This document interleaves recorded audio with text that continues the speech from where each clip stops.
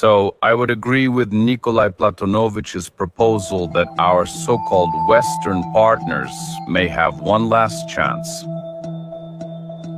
And to propose to them that as soon as possible they force Kiev to seek peace and comply with the Minsk agreements.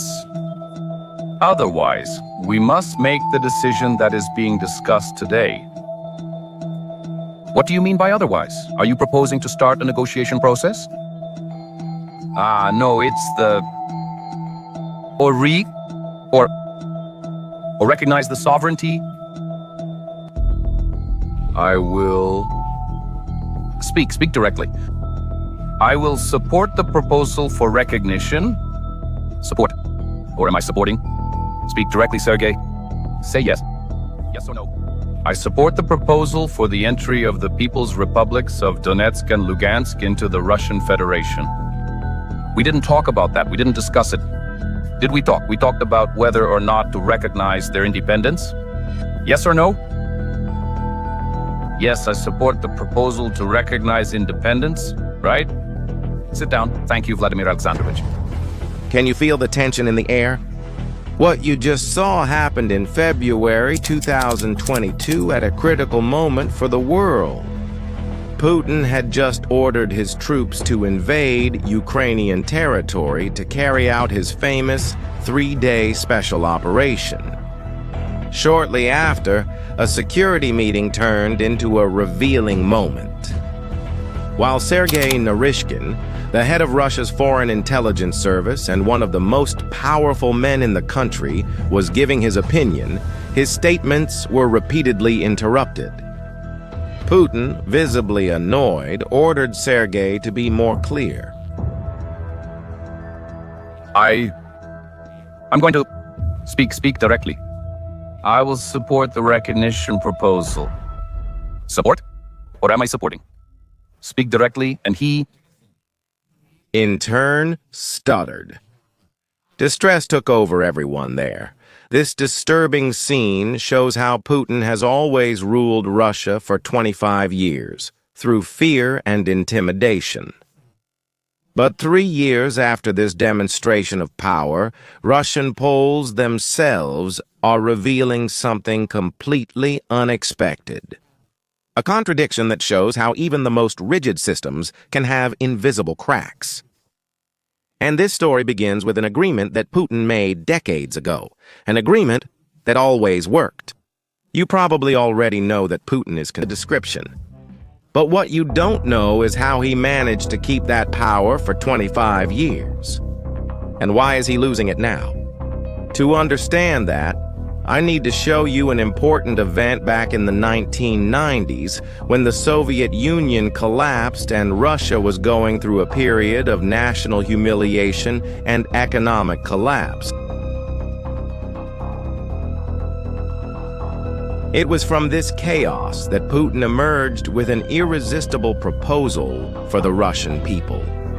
He offered a simple deal: a better life and national pride in exchange for not questioning his government and accepting the end of democracy. The Russians accepted this bargain because, after all, their lives objectively improved.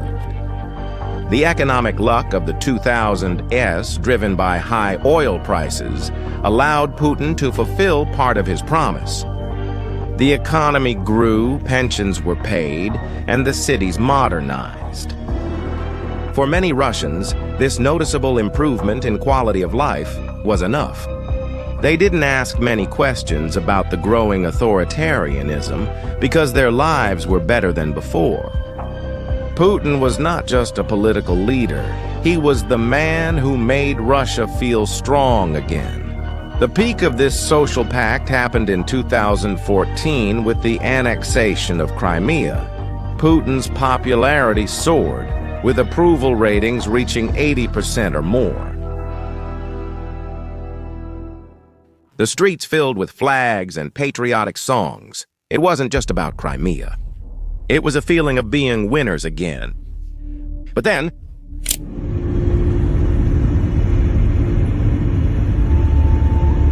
came February 2022. The large-scale invasion of Ukraine that was supposed to last 3 days and has already dragged on for more than 3 years. Here's where the story takes a dramatic turn. Putin sold this war as a quick and victorious special military operation. The reality turned out to be completely different, and the numbers don't lie. The estimates of Russian casualties are staggering. The Center for Strategic and International Studies reports more than 950,000 casualties, including 250,000 dead. The United Kingdom's Ministry of Defense estimates more than 1 million total casualties. The NATO Secretary General revealed that in 2025 alone, 100,000 Russian soldiers died. These numbers represent an entire generation of young people gone. And what about the impact of that? Well, it can be felt all over the country, with families receiving death notifications and cemeteries running out of space. But here's the cruelest detail. This carnage is not distributed equally. The burden falls disproportionately on the poorest regions and ethnic minorities, like Dagestan and Buryatia, which are sending most of the soldiers to die. And do you know how these deaths are happening? Through tactics that seem straight out of World War I, Russian forces rely on what they call meat assaults, small groups of poorly trained soldiers sent to attack Ukrainian trenches, effectively using them as cannon fodder. In addition, Russia has already lost more than half of its modern tanks, over 3,000 tanks according to the United States Defense Intelligence Agency. This has forced the military to pull Cold War relics out of storage. Rusty T-62 tanks from the 1960s. Amid all these losses, the Russians have even started making more drastic decisions.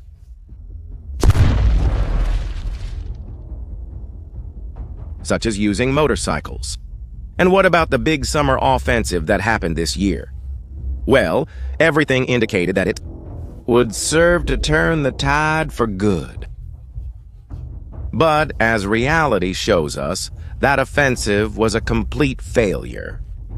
Military analysts who previously supported the war, like Maxim Kalichnikov, now describe the offensive as a fantasy that's falling apart. And he's right to think that way. The practical result of that offensive was negligible. The Russians captured only a few small villages and almost no territory. But the problems don't stop on the battlefield. They spread quickly throughout the economy.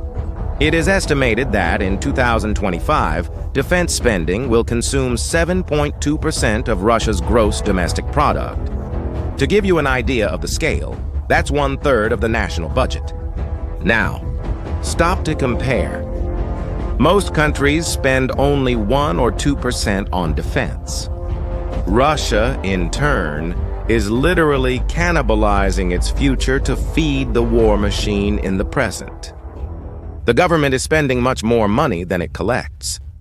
This deficit in public accounts has tripled from 0.5 to 1.7% of gross domestic product. The country's emergency fund, the reserve for tough times, dropped from 5 trillion to 2.8 trillion rubles. And for those who understand, this means one thing: the money is running out. As you can imagine, this translates into real pain for ordinary citizens. The same people who were satisfied with Russia's economic growth decades ago are now facing a completely different reality. Inflation remains stubbornly high, reaching 9.4% in June 2025. Food prices in the first 4 months of 2025 were 12% higher than the previous year. The real estate market was not left out. It collapsed completely. New home sales fell by 26% in the first half of 2025. Mortgages plummeted by an impressive 66% in June. The interest rate is at 18%, a level that paralyzes any economy. This crisis in the real estate market represents more than just an economic statistic. It is a powerful symbol of Putin's broken promise. It is the point where the costs of the war can be felt in the concrete frustration of the urban middle class being prevented from achieving a basic life aspiration. Just so you have an idea, pensions were around 20,000 rubles per month, which means something like $200. It's not enough to cover even the basic needs. The healthcare system is overwhelmed, with many clinics lacking basic medications. But maybe the most revealing fact is this. More than 1,300,000 people have left Russia since 2022. Many of them are young, educated, and skilled in information technology, engineering, and other key fields. It's a brain drain that will harm the Russian economy in the future. And here we come to the most important point of this whole story. Get ready, because this will completely change how you see the Russian situation. Research from the Levada Center shows that 88% of Russians still approve of Putin. 78% continue to support the military operation in Ukraine. At first glance, it seems like Putin still has solid support, right? But here is the contradiction. 61% of these same Russians believe that it's time to start peace negotiations.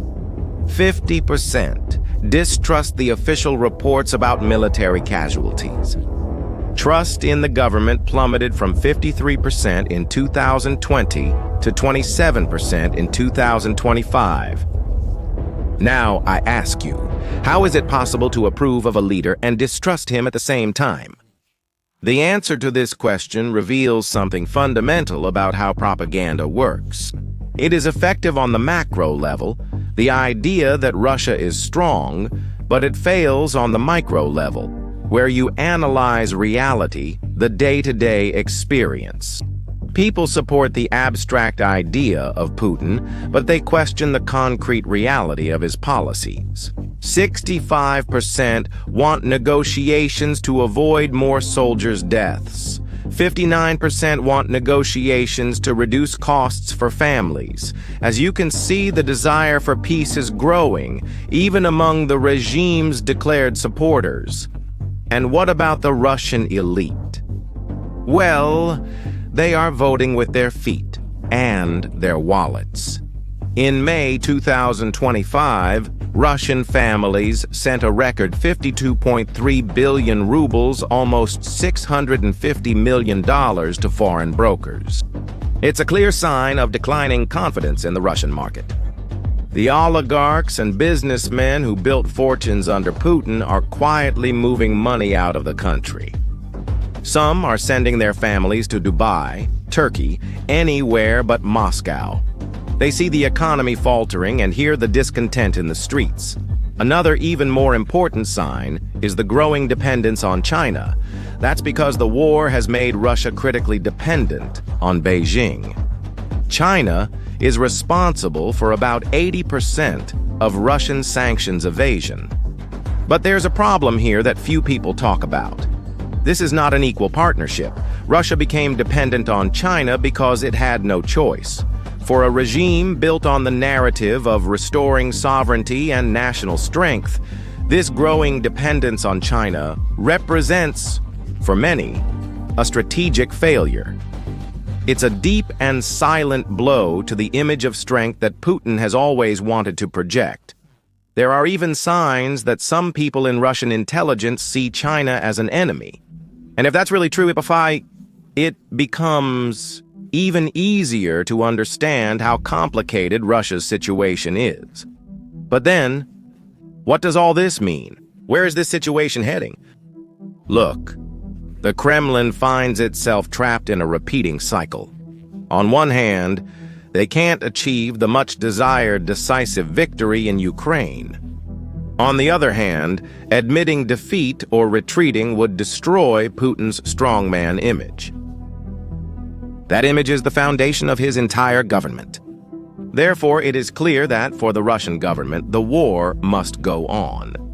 And that means the economic pain will continue, casualties will increase, and the country's deterioration will accelerate. What Putin is really losing is trust.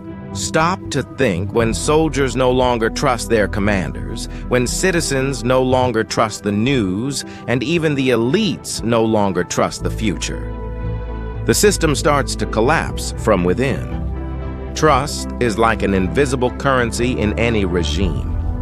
And in Putin's Russia, well, it seems to be running out. The war in Ukraine may not bring down the Kremlin overnight, but as you've seen, it is, piece by piece, forcing the system to slowly unravel until one day the weight becomes unbearable. And what about you? What do you think? Do you believe Putin will be able to hold on to power in the face of all these problems? Leave your opinion in the comments. If this video brought you important information, don't forget to subscribe to the channel and share it with others who need to know about this reality. See you next time.